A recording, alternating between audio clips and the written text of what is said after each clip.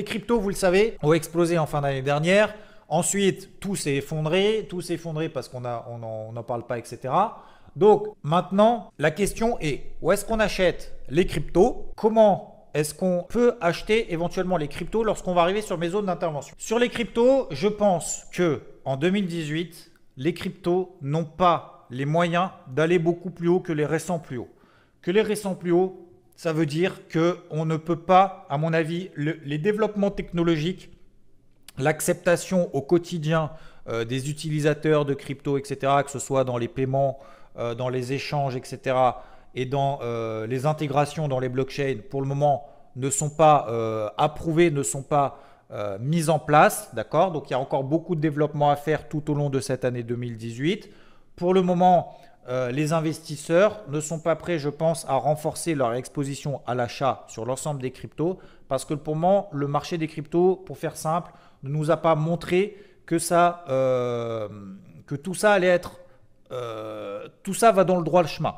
Donc, concrètement, est-ce que les investisseurs maintenant, dans la mesure où il se passe plus grand-chose pour faire simple depuis la fin de l'année dernière sur le marché des cryptos, est-ce qu'ils sont prêts à revenir de manière massive sur les cryptos? Non, pas pour le moment. Donc, c'est pour ça que je pense qu'on va rester en range. En range, ça veut dire quoi? Ça veut dire que je pense que sur les cryptos, alors je suis ici sur Cardano. Si vous voulez, on commence par le Bitcoin. Comme ça, tout le monde comprend à peu près de quoi on parle. Voilà. OK? Donc, regardez le Bitcoin. Donc, on a eu l'accélération haussière qui n'était pas justifiée. Effondrement qui était justifié par le fait que là, la hausse n'était pas justifiée. OK? Maintenant, après, on s'est repris. On s'est repris une fois, deux fois, trois fois. Je vous ai dit plusieurs choses. Sur le Bitcoin, je suis ici sur le Bitcoin en dollars sur la plateforme Bitstamp. C'est à peu près la même chose sur toutes les plateformes, etc. Je ne pense pas qu'on aille beaucoup plus bas. Je ne pense pas qu'on aille beaucoup plus haut que cette zone d'intervention. Encore une fois, je vais vous expliquer d'un point de vue fondamental. Il n'y a pas de raison pour que le Bitcoin explose là dans les prochains jours, dans les prochaines semaines jusqu'à 20 000. D'accord? Il n'y a pas forcément non plus de raison pour qu'il s'effondre à zéro. D'accord? Donc je pense que tout au long de cette année 2018, on va rester comme ça éventuellement dans ce range. OK?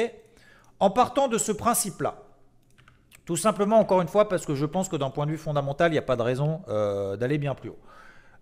Qu'est-ce qu'on fait? Où est-ce qu'on achète? Où est-ce qu'on vend? C'est un peu ça la question. Si jamais vous voulez faire du trading et de l'investissement sur les cryptos. Tout simplement, lorsqu'on va arriver dans ma zone verte, je vais chercher des achats. Lorsqu'on va arriver, premièrement, autour de cette zone-là, je vais chercher à revendre les achats que j'ai opérés ici. D'accord? Et lorsqu'on va arriver ici, de manière dans ma zone rouge, entre 11 000 et 12 160, je vais chercher à vendre, soit à shorter, c'est-à-dire vendre le Bitcoin et pour avoir pour objectif de le racheter plus bas que là où je l'ai vendu. Je vends d'abord et j'achète après. D'accord? C'est l'équivalent un petit peu des ventes à découvert que vous avez sur le marché des actions. Donc voilà. Donc maintenant, ma zone d'achat sur le Bitcoin, ça reste la même. C'était la même il y a plusieurs mois et plusieurs semaines. C'était entre 7000 et 5000. Vous avez vu, regardez, on s'est arrêté ici. Vous avez vu la réaction qu'on a eue ici. Maintenant, la question, c'est, on ne sait pas si le Bitcoin déjà va baisser, va arriver dans ma zone. Est-ce qu'on va arriver vraiment pile poil dans ma zone? Est-ce qu'on va arriver à 6700 ou est-ce qu'on va aller jusqu'à 5900? Pour optimiser votre prix d'entrée, c'est pour ça que je vous parlais tout à l'heure d'une méthode vraiment très spécifique à attendre pour acheter dans des zones d'intervention. C'est la même chose pour la vente. On va faire l'achat, c'est beaucoup plus psychologiquement, c'est plus facile de se dire ah bah, je vais acheter d'abord et vendre après. Ça semble relativement logique, mais on peut vendre d'abord et acheter après plus bas.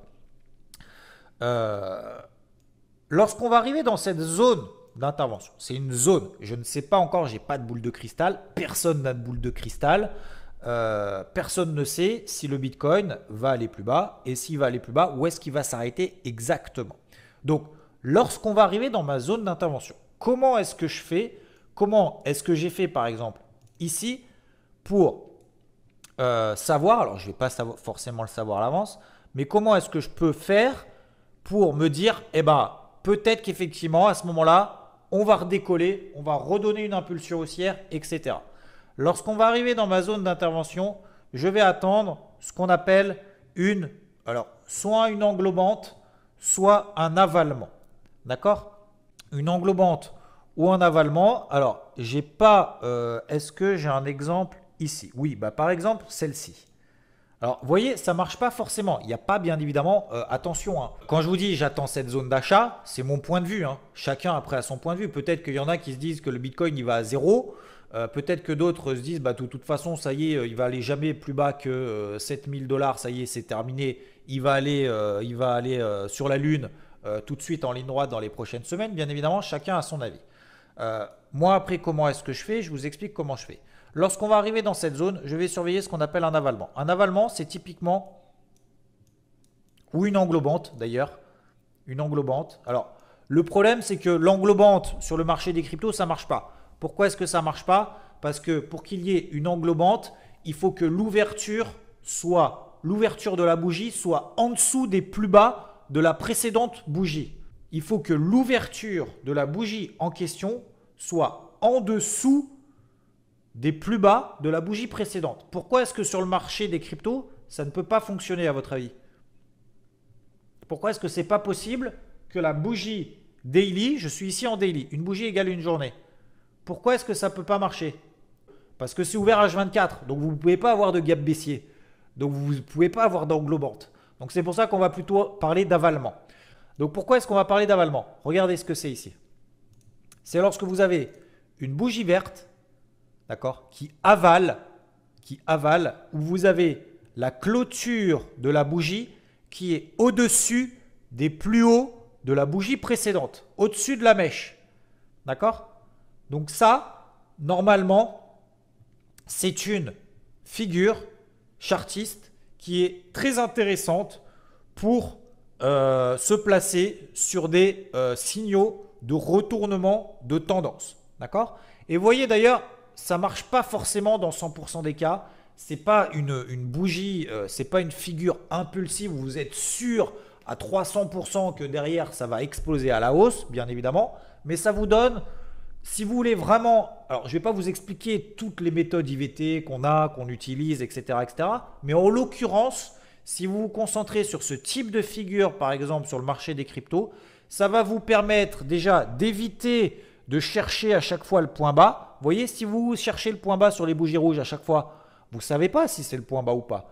Là, si vous avez une probabilité de réussite de votre recherche d'achat sur le marché des cryptos en l'occurrence, eh ben, ça vous donne une première indication quand même très positive. L'avantage de ça, c'est que si vous attendiez par exemple cette bougie, vous achetez par exemple, je dis n'importe quoi, bah, si vous avez attendu la bougie, vous avez acheté à peu près ici, d'accord? L'avantage de ça, c'est que ça vous donne également un niveau d'invalidation.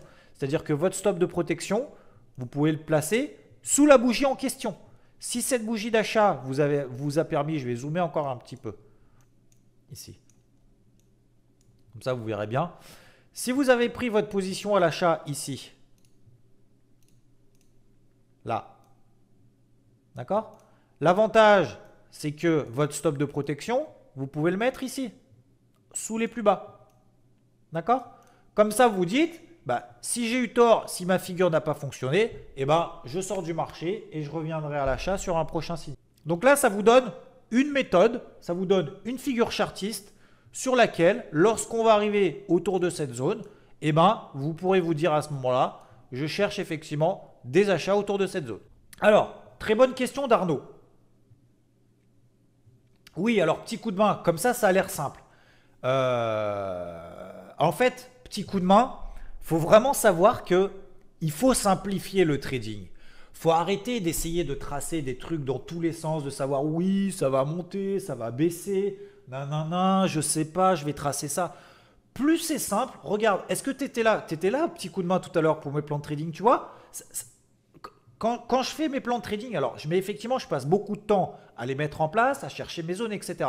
Mais une fois que tu as écrit, tu te dis, bah voilà, sur cette zone, je cherche des achats selon sa méthode. Il ne faut pas chercher à faire compliqué. Il Faut vraiment pas chercher à compliquer. Par contre, Arnaud Chave, je vais revenir sur ta question qui est très très intéressante. Est-ce que j'ai pris ce signal d'achat? Alors, ça c'est une très bonne question. Pourquoi? À votre avis, pourquoi c'est une bonne question? Je vais vous expliquer. Je vais vous expliquer en vous reposant une question pour que vous puissiez vous-même. Encore une fois, mon objectif, c'est que vous soyez autonome et que vous essayez de faire vous-même vos propres plans de trading. Ce n'est pas de me suivre, ce n'est pas de suivre des signaux, ce n'est pas de suivre un gourou ou quoi que ce soit. J'en suis très loin. Exactement, Isabelle. Voilà, Isabelle a déjà répondu. Je voulais vous dire, vous posez la question, est-ce qu'on est dans ma zone d'intervention? Non. Exactement. Voilà. Exactement. Tout le monde a bien répondu. C'est parfait. Alors, par contre, est-ce que j'ai loupé l'achat? Est-ce que j'ai loupé l'achat et est-ce que le Bitcoin il va aller là-haut? Peut-être. Peut-être. On n'en est pas loin. Effectivement, on n'en est pas loin. J'aurais pu le prendre. Alors, j'aurais pu le prendre. Pourquoi est-ce que je ne l'ai pas pris? Alors, je vais vous expliquer. Ça va peut-être pas vous intéresser. Vous allez dire, ouais, c'est pas vrai, machin et tout. Mais parce que j'ai déjà... Alors, je vais mettre en euros. Parce que moi, je le prends en euros. J'ai déjà en fait un achat à 5000 euros sur le Bitcoin. Voilà. Je suis déjà à l'achat. J'avais allégé là-haut, etc. Comme je vous l'avais dit, je vous avais dit que j'allégeais vers 9005. D'accord? Vous allez me dire, c'est pas vrai. Alors, je vais vous dire, je vais vous donner un truc, regardez. Je l'avais déjà fait, mais je vais le refaire parce que sinon, vous n'allez pas me croire. Ici, c'est 12 avril.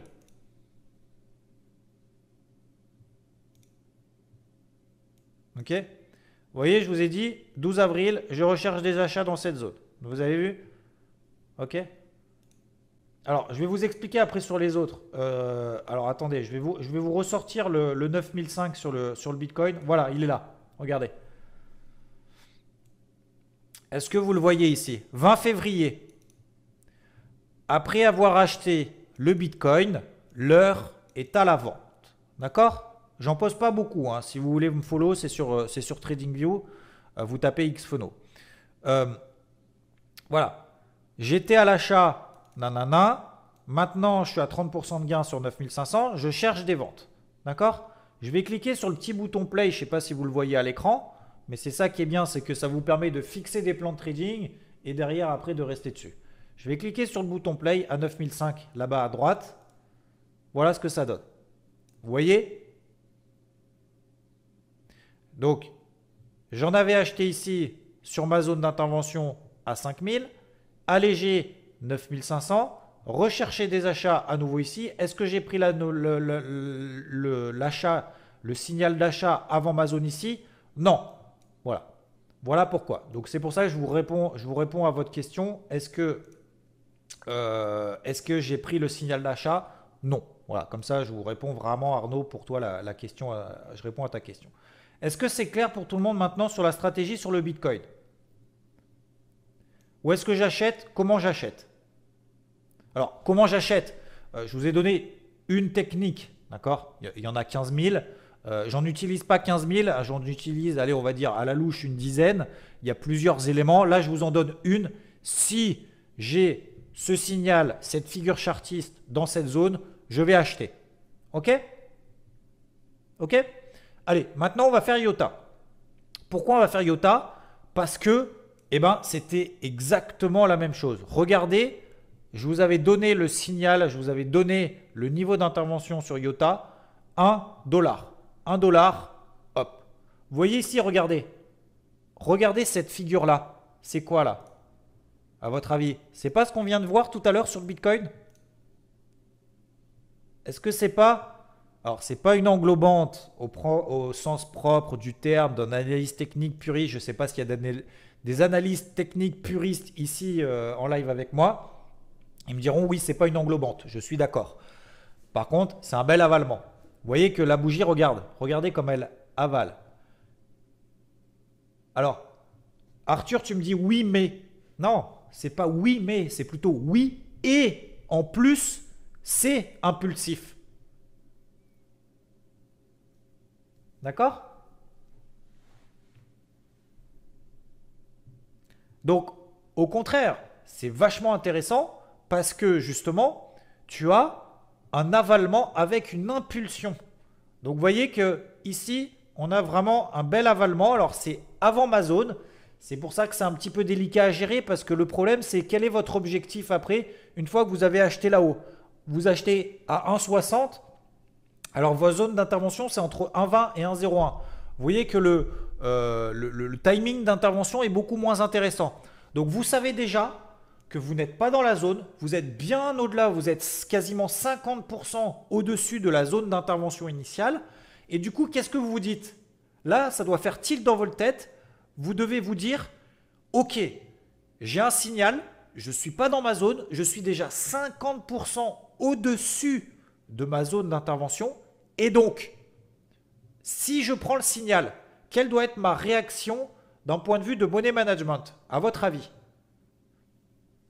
Il y a deux choses. Comment est-ce que vous gérez la position si vous êtes à l'achat? Est-ce que votre objectif va être important du coup? Est-ce que votre objectif va être... Alors, il y a un élément, effectivement, Arthur me l'a dit, BE rapide. Pour ceux qui ne savent pas ce que ça veut dire que très rapidement, on met notre stop de protection au cours d'entrée. Comme ça, on est sûr de ne pas perdre d'argent sur cette position. Et effectivement, comme le dit Geoffrey, objectif très rapide. Bah, je crois que vous savez tout en fait. Isabelle me rajoute en plus bébé supérieur. Bah, vous êtes au top. Je crois que j'ai plus rien à vous dire. Ah, c'est exactement ça. Voilà, je crois que vous avez tout dit. Regardez en daily. On a tapé où? Bande de Bollinger. Donc vous voyez. Voilà. Bande de Bollinger supérieure, ça vous donne l'objectif. Et maintenant, regardez les bols. Elles sont comment les bols? Les Bollinger, pardon.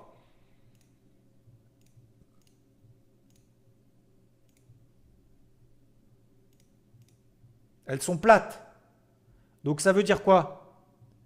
Ça veut dire que très certainement, pendant plusieurs semaines, voire même d'ailleurs, alors peut-être pas plusieurs mois, mais au moins plusieurs semaines, très certainement on va faire ta. Voilà. D'accord? Donc, si vous êtes à l'achat, vous avez pris le signal ici, tant mieux. Si on n'est pas à l'achat, qu'est-ce qu'on va faire à votre avis? Comme sur le Bitcoin, je vais attendre ma zone, je vais attendre un signal idéalement comme celui-ci, comme la technique d'intervention qu'on vient de voir ensemble. D'accord? Et voilà. Et lorsqu'on va arriver sur la bande de Bollinger supérieure, j'allège, je sécurise, voire je coupe tout. D'accord? Si jamais ça explose jusqu'en haut, à 2,60 sur IOTA, qu'est-ce que je vais chercher? Je vais chercher éventuellement des ventes. D'accord? Est-ce que c'est clair pour tout le monde? Ça vous semble exactement un petit coup de main, comme le Bitcoin. C'est ce que je disais au début, c'est que en fait, toutes les cryptos sont plus ou moins corrélées. Hein. Donc, maintenant, c'est assez rare, entre guillemets. Alors, il y a eu EOS qui a explosé un peu tout seul, qui a fait, je crois, x10. Peut-être pas x10, mais quasiment, qui est partie toute seule. On l'avait vu ensemble. Mais sinon, après, globalement, c'est comme le Bitcoin. Hein. Globalement, vous avez l'ensemble du marché des cryptos qui évolue à peu près en fait. Dans le top 10 en tout cas. Donc, si vous n'êtes pas à l'achat, eh ben, autour de 1,20 ici, on va surveiller éventuellement une reprise verte. Est-ce que j'achète maintenant? Regardez, en plus, mon indicateur ici, regardez, il est en train de passer rouge. Donc, surtout pas. Moi, je n'achète surtout pas maintenant. S'il s'envole, eh ben, il s'envolera sans moi. Ok?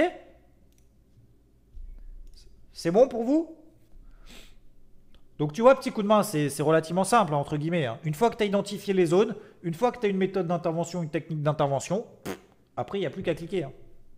C'est pas si compliqué que ça. Ce qui est compliqué, après, c'est surtout la psychologie. La psychologie, c'est de se dire, ah ouais, mais en fait, je suis en plein milieu, du range. Bon, j'achète, je vends, je sais pas trop. Bon, allez, j'achète. Parce qu'un matin, vous êtes réveillé, vous avez eu envie d'acheter du IOTA et puis en fait, vous achetez n'importe où, n'importe comment. Et quand vous arrivez dans la zone, vous dites « Ah, mais ça monte, ça monte, ça monte. Du coup, j'ai peur de vendre parce que si ça monte sans moi, eh ben, je vais rater beaucoup d'argent. Je ne vais pas en gagner beaucoup. » Bah non, lorsque tu arrives dans ta zone, tu vends et puis tu attends à nouveau un signal d'achat. Voilà. Alors, Vlechenkov, moi, j'ai eu la chance d'avoir ouvert des comptes partout. Il y a il y a un an, un peu plus d'un an. Donc j'en ai un petit peu partout. Maintenant, pour ouvrir des comptes, que ce soit d'ailleurs sur Bitrex, Bitfinex, Bitstamp, etc., sur les plus gros, hein, chez les plus gros. J'en ai chez d'autres, sur des brokers un peu plus petits, où là, c'est plutôt pour trader les cryptos, vraiment les petites cryptos, entre guillemets, qui ne sont pas forcément connues, mais chez les principaux brokers. Donc, comment vous faites pour savoir quels sont les principaux brokers? Vous allez sur, vous connaissez tous, CoinMarketCap, vous mettez par exemple IOTA, vous cliquez dessus, tac, vous mettez Markets ici, tac, et ça vous donne les principaux brokers. Voilà. Donc moi par exemple, je suis chez Binance et chez Bitfinex pour IOTA. D'accord? Vous prenez les plus grosses. Ici, vous prenez les plus gros volumes depuis 24 heures. Ça ne sert à rien d'essayer d'aller chercher chez des autres machins. D'accord? À mon avis, c'est plus sécure d'aller chercher chez les plus gros. Voilà. Après, vous en faites que vous voulez. Je pense que, petit coup de main, vaut mieux que tu commences par les marchés traditionnels que de commencer tout de suite sur le marché des cryptos, parce que les marchés des cryptos sont beaucoup plus compliqués en termes de sécurité, en termes de compréhension, en termes de suivi de news, etc., etc. C'est beaucoup plus compliqué d'avoir l'information sur les cryptos que de l'avoir sur les marchés traditionnels. Après, il y a des personnes, moi je connais des personnes qui ne font que des cryptos et qui n'ont commencé que par les cryptos. Le problème de ça, c'est qu'ils ne savent pas trader. Voilà. C'est qu'ils ne savent pas, le trading, ils ne savent pas ce que ça veut dire alléger une position, machin. Ceux qui ont commencé les cryptos, j'en connais quelques-uns qui ont commencé maintenant il y a plusieurs années. Alors effectivement, ça a très très bien marché pour eux, même vraiment très très très très très très bien. Mais ils ne savent pas trader. C'est-à-dire qu'en fait, ils ne savent pas que lorsqu'on arrive dans une zone de résistance, que ça marche et qu'il faut sortir la position et attendre un petit peu pour reacheter plus bas. Ça, ils ne savent pas faire. Le money management, ils ne savent pas ce que c'est. Donc, à mon avis, petit coup de main, on est dans un marché de crypto en maturation. Tout au long de l'année 2018, à mon avis, il ne va pas se passer grand-chose. Vaut mieux commencer, à mon avis, c'est un avis perso, mais vaut mieux commencer sur les marchés traditionnels. Peut-être en parallèle, voilà, comme je suis en train de l'expliquer, en parallèle, faire que quelques trades dans une optique de swing, voire de moyen terme sur les cryptos, oui, ça peut être intéressant de se diversifier, mais faire que ça, à mon avis, c'est compliqué et c'est risqué. Voilà. Ok? Voilà mon avis pour toi, petit coup de main. Un petit coup de main, je te donne. Est-ce que, alors, sur les autres cryptos, ADA, regardez, Cardano, on est dans la même config, d'accord? Regardez ici, regardez ce qu'on a fait sur ADA. Vous voyez sur la zone? Est-ce que c'est pas pareil? Vous me suivez ou pas?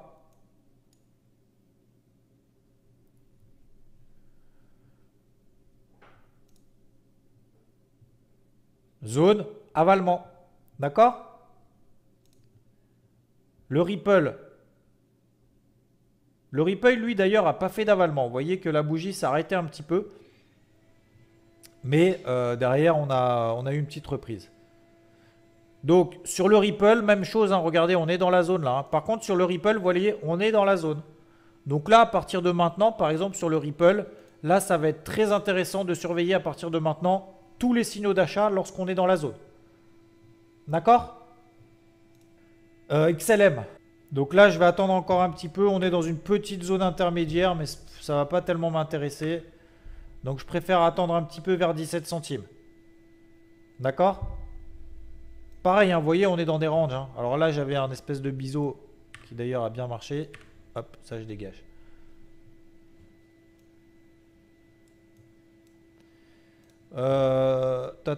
Tron. Alors, Tron, par contre, on est dans ma zone. Regardez.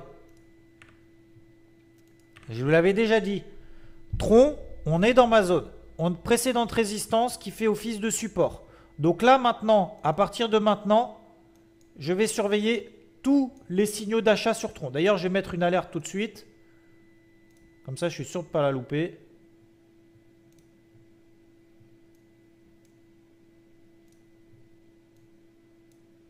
Regardez, je me mets une alerte juste au-dessus des plus hauts du jour. D'accord? Hop. Comme ça, je ne vais pas la louper si jamais ça repart. Regardez ce qu'on est en train de faire également. On est en train de faire ce qu'on appelle un biseau. Enfin, ouais, plus ou moins un biseau, on va dire oui, un biseau. Un biseau, c'est quoi? C'est une figure chartiste de continuation. Un biseau descendant, c'est une figure chartiste de continuation haussière de la tendance précédente.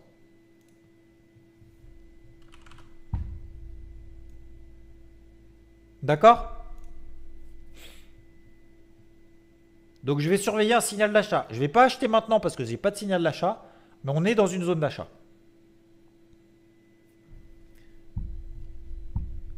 Ok sur Tron. Néo, on est dans la zone d'achat, plus ou moins. Donc là aussi pareil, attention au prochain signal haussier à prendre. Je me mets une alerte à 55 $.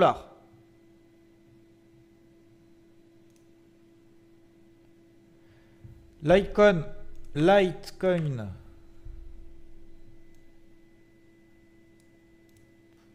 Pas très intéressant, je trouve.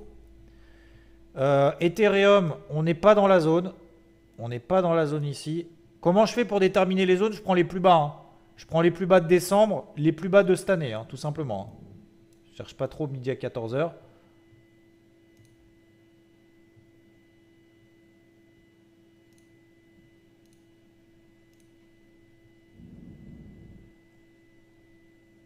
Bitcoin Cash, on est plus ou moins dans la zone. Donc là aussi, tac.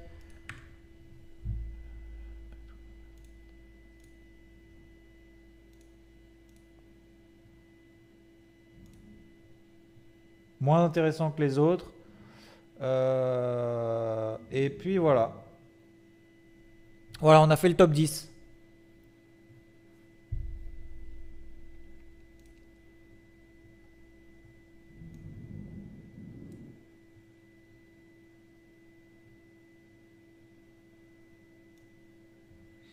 Donc là, sur le Ripple, ok. Donc je vais surveiller surtout ces prochains jours. Tron, d'accord? Si on sort, si on fait une figure ici.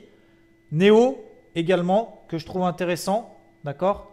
Le Litecoin, on est moins dans la zone, donc ça m'intéresse un peu moins. Et ça va être surtout ces deux-là, d'accord? Sinon, pour les autres, je vais attendre qu'on arrive dans ma zone d'intervention, notamment le Stellar, tu vois. Là, ça sert à rien de prendre la position maintenant. Donc, je vais attendre plutôt qu'on soit autour des 18 centimes. Ok? Ah bah non, ça fait pas rêver, petit coup de main. Là, à mon avis, c'est pour ça que je vous dis depuis le début qu'à mon avis, on est effectivement dans des ranges moyen terme. Hein. Jusqu'à la fin de l'année, au moins à mon avis, jusqu'à 2019.